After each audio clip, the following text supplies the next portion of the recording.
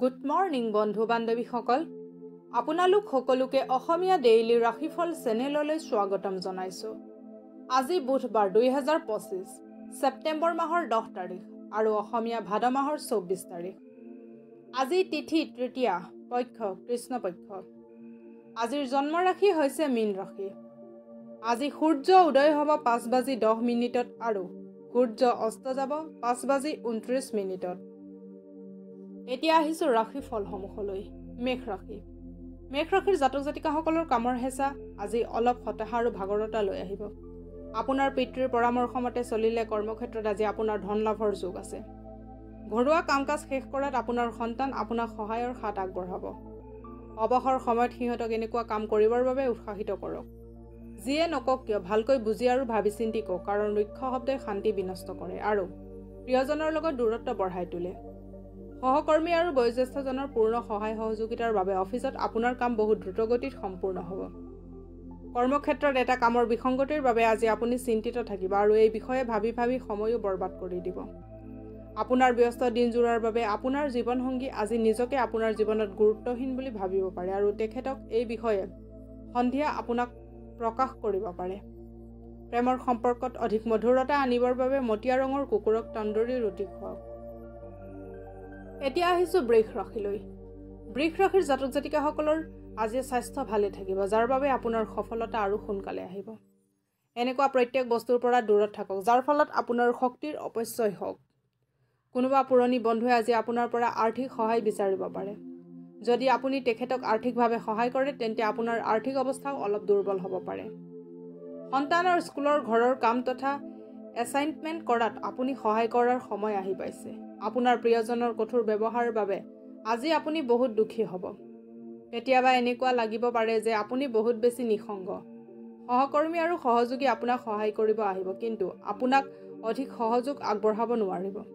ৰাতি আজি আপোনাৰ ঘৰৰ মানুহৰ পৰা দূৰত থাকি ঘৰৰ ছাদত বা ওচৰৰ পাৰ্কত খোজকাঢ়ি ফুৰাটো পচন্দ কৰিব। আপোনাৰ জীৱনসংগী সম্ভৱতঃ কাম কাজতকৈ অধিক ব্যস্ত হৈ পৰিব আৰু এয়াই আপোনাৰ উদাস মনৰ কাৰণ হ'ব। প্ৰেম জীৱন অধিক সুখময় আৰু মধুৰ কৰিবৰ বাবে নিজৰ প্ৰেমিকাক কলা বগা গোলাপ ফুল উপহাৰ হিচাপে দিয়ক। এতিয়া আহিছোঁ মিথুন ৰাশিলৈ। মিথুন ৰাশিৰ জাতক জাতিকাসকলে ঘৰত কাম কৰোঁতে অধিক সাৱধান থাকক। ঘৰুৱা বস্তুসমূহক অৱহেলা কৰি ব্যৱহাৰ কৰিলে নতুন সমস্যাৰ সৃষ্টি হ'ব পাৰে। আজি আপোনাৰ হাতত ধন ক্ষণস্থায়ী হ'ব। আজি আপোনাৰ ধন সঞ্চয় কৰোঁতে বহুত কষ্ট হ'ব। যাক আপুনি ভাল পায় তেখেতৰ লগত থকা ভুল বুজাবুজিসমূহ আজি সমূলি দূৰ হৈ যাব পাৰে। প্ৰেম জীৱনত আশাৰ নতুন কিৰণ আনিব। আজি আপোনাৰ লাভ হ'ব পাৰে যদিহে আপুনি একাগ্ৰতাৰে নিজৰ চিন্তাধাৰাসমূহ প্ৰকাশ কৰিব পাৰে আৰু কামত এক উৎসাহৰ নিদৰ্শন দিব পাৰে। এই ৰাশিৰ লোকসকল বহুত কৌতূহল দীপক হয়। কেতিয়াবা এইসকল লোক মানুহৰ মাজত থাকি ভাল পায়, কেতিয়াবা অকলে থাকি ভাল পায়। যদিও অকলে সময় অতিবাহিত কৰা কঠিন, তথাপি আজি অলপ সময় অকলে থাকিলে আপোনাৰ ভাল লাগি থাকিব। জীৱনসংগীৰ যিকোনো কথাত গুৰুত্ব প্ৰদান নকৰিলে বহুত বিবাদৰ সৃষ্টি হ'ব পাৰে।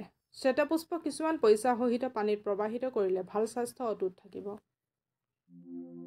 এতিয়া আহিছোঁ কৰ্কট ৰাশিলৈ। কৰ্কট ৰাশিৰ জাতক জাতিকাসকলে ভাল বস্তুসমূহ গ্ৰহণ কৰিবলৈ আপোনাৰ মগজু আজি সক্ৰিয় থাকিব। আপোনাৰ কষ্ট আৰু কামৰ প্ৰতি থকা উৎসৰ্গতাক লক্ষ্য কৰিব আৰু ইয়াৰ বাবে আপুনি কিছু বিত্তীয় লাভ পাব পাৰে।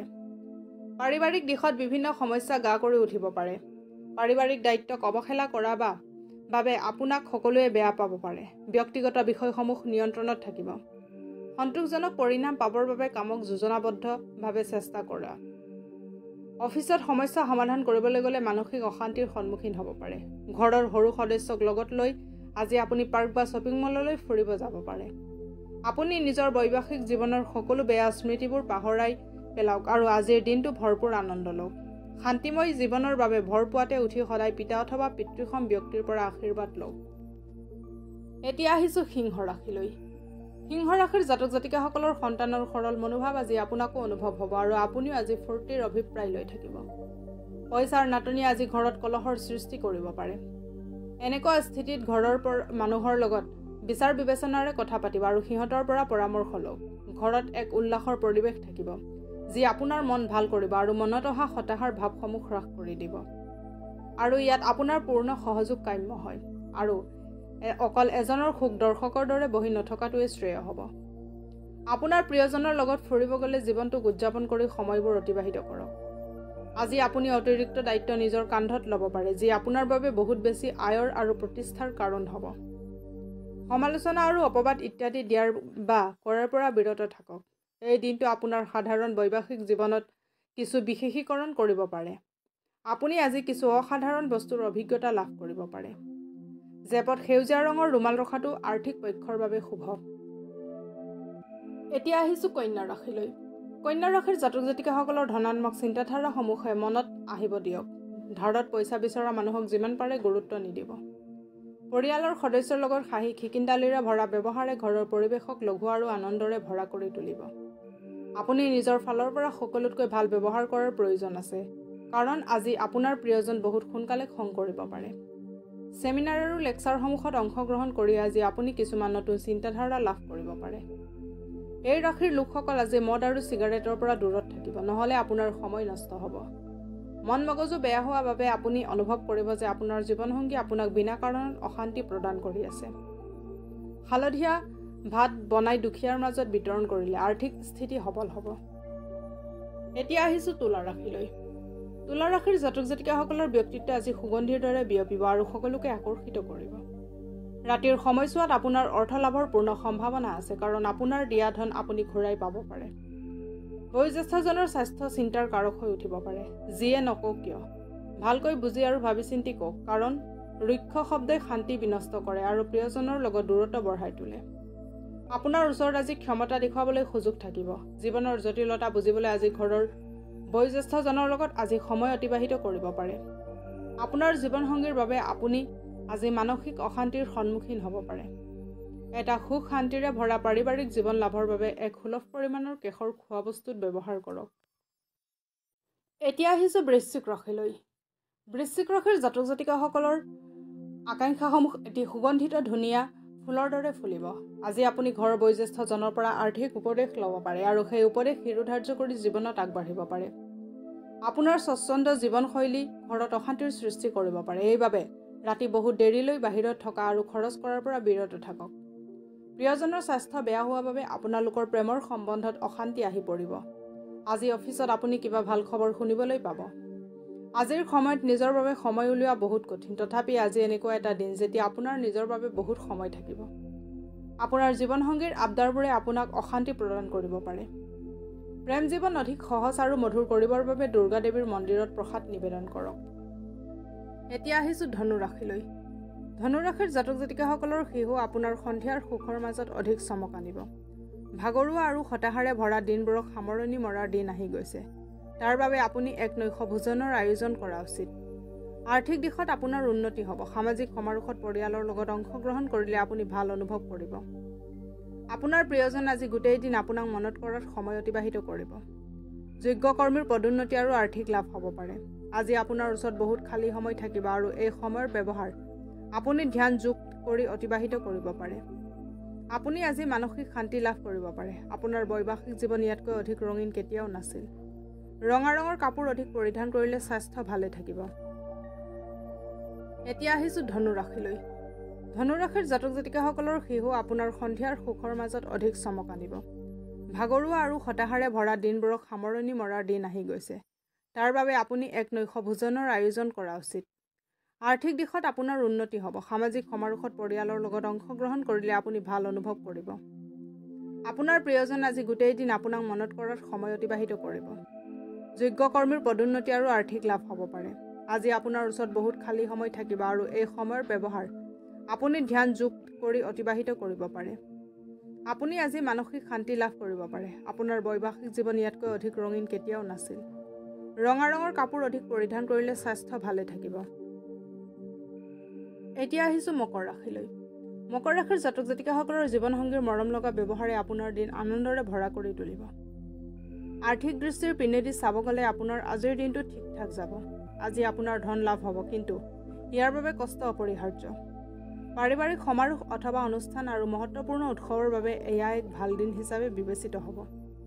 আকাশখন অধিক উজ্জ্বল দেখা যাব।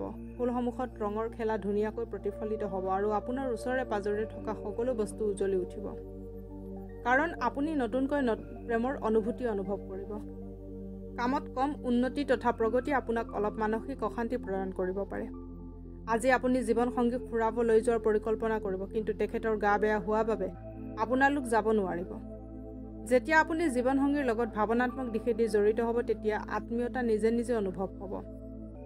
বটগছৰ চাৰিওফালে 11 বাৰ পৰিভ্ৰমণ কৰি সেই গছৰ শিপাৰ ওচৰত নাগদেৱতাক থৈ দিলে আপোনাৰ কৰ্মজীৱনত ভাল প্ৰভাৱ পৰিব। এতিয়া আহিছোঁ কুম্ভ ৰাশিলৈ। কুম্ভ ৰাশিৰ জাতক জাতিকাসকলে পুৰণি বন্ধুৰ লগত হোৱা সাক্ষাৎকাৰে আপোনাক বহুত সুখী কৰিব। যদি আপোনাৰ অনুভৱ হয় যে আপোনাৰ পৰ্যাপ্ত পৰিমাণৰ ধন নাই, তেন্তে ঘৰৰ কোনোবা ডাঙৰৰ লগত বহি কেনেকৈ ধন সঞ্চয় কৰিব পাৰি তাৰ উপদেশ লওক। যাৰ লগত আপুনি থাকে তেখেতৰ লগত বাদ বিবাদ কৰাৰ পৰা বিৰত থাকক। যদি কোনো সমস্যা আছে তেন্তে সেই বিষয়ে শান্তিৰে আলোচনা কৰি সমাধান কৰক। যদি আজি আপুনি ডেটত গৈ আছে তেন্তে বিবাদিত বিষয়সমূহ আলোচনা কৰাৰ পৰা বিৰত থাকক। আপোনাৰ ব্যৱহাৰত সততা আৰু স্পষ্টবাদী ৰাখক। আপোনাৰ দক্ষতা আৰু একাগ্ৰতাক আজি সকলোৱে প্ৰশংসা কৰিব। নিজৰ ব্যক্তিত্ব আৰু ৰূপ ৰঙক ভাল কৰিবৰ বাবে কৰা চেষ্টা সন্তুষ্টজনক হ'ব। যদি আপোনাৰ জীৱনসংগীৰ অসুস্থ স্বাস্থ্যৰ বাবে আপোনাৰ কাৰোবাৰ লগত দেখা কৰাৰ পৰিকল্পনা বাতিল হৈ যায়, তেন্তে চিন্তা নকৰিব। আপোনালোক দুয়োজনে একেলগে ভালকৈ সময় অতিবাহিত কৰিব পাৰিব। তিল আৰু সৰিয়হ গা ধোৱা পানীৰ লগত মিহলাই গা ধুই জীৱনটোক এক নতুন ৰূপত উদযাপন কৰক। এতিয়া আহিছোঁ মীন ৰাশিলৈ। মীন ৰাশিৰ জাতক জাতিকাসকলে নিজৰ ওজনৰ ওপৰত লক্ষ্য ৰাখক আৰু প্ৰয়োজনতকৈ বেছি আহাৰ গ্ৰহণ কৰিব। যদি আপুনি বিবাহিত তেন্তে নিজৰ সন্তানৰ ওপৰত বিশেষ ধ্যান দিয়ক। যদি আপুনি এনেকুৱা নকৰে তেন্তে সিহঁতৰ স্বাস্থ্য বেয়া হ'ব পাৰে আৰু ফলস্বৰূপে আপোনাৰ বহুত অৰ্থ ব্যয় হ'ব পাৰে। আপোনাৰ আত্মীয় যাৰ স্বাস্থ্য বহুত দিনৰ পৰা বেয়া হৈ আছে, তেখেতক আজি আপুনি চাব যাব পাৰে। আজি আপোনাৰ আৰু আপোনাৰ প্ৰিয়জনৰ মাজত কোনোবা তৃতীয় ব্যক্তি আহিব পাৰে। কামত আপোনাৰ দক্ষতা আজি পৰীক্ষা হ'ব। ইচ্ছা অনুসৰি পৰিণাম লাভ কৰিবলৈ আপুনি নিজৰ চেষ্টাক একাগ্ৰতাৰে চলাই থাকিব লাগিব। আজিৰ দিনটো আপোনাৰ বাবে লাভদায়ক বুলি প্ৰমাণিত নহ'ব, কাৰণ আপোনাৰ এনেকুৱা লাগিব পাৰে যে আজি সকলো বস্তু আপোনাৰ পক্ষত থাকিব আৰু আজি সকলো কামতে আপুনি সফল হোৱাৰ লগতে উচ্চ স্থানত থাকিব। আত্মীয়ৰ বাবে জীৱনসংগীৰ লগত বাদ বিবাদ হ'ব পাৰে, কিন্তু অন্ততঃ সকলো সমস্যাৰ সমাধান হৈ যাব। বগা ৰঙৰ বস্ত্ৰ আৰু চিল্ক মহিলাৰ মাজত বিতৰণ কৰিলে আৰ্থিক অৱস্থাৰ উন্নতি হ'ব। আজিলৈ ৰাশিফলৰ ভিডিঅ'সমূহ ইমানেই। যদি ভিডিঅ'বিলাক ভাল লাগে লাইক কৰিব, কমেণ্ট কৰিব, শ্বেয়াৰ কৰিব আৰু ডেইলি ৰাশিফলৰ ভিডিঅ'সমূহ পাই থাকিবলৈ চেনেলটো ছাবস্ক্ৰাইব কৰি ৰাখিব। ধন্যবাদ।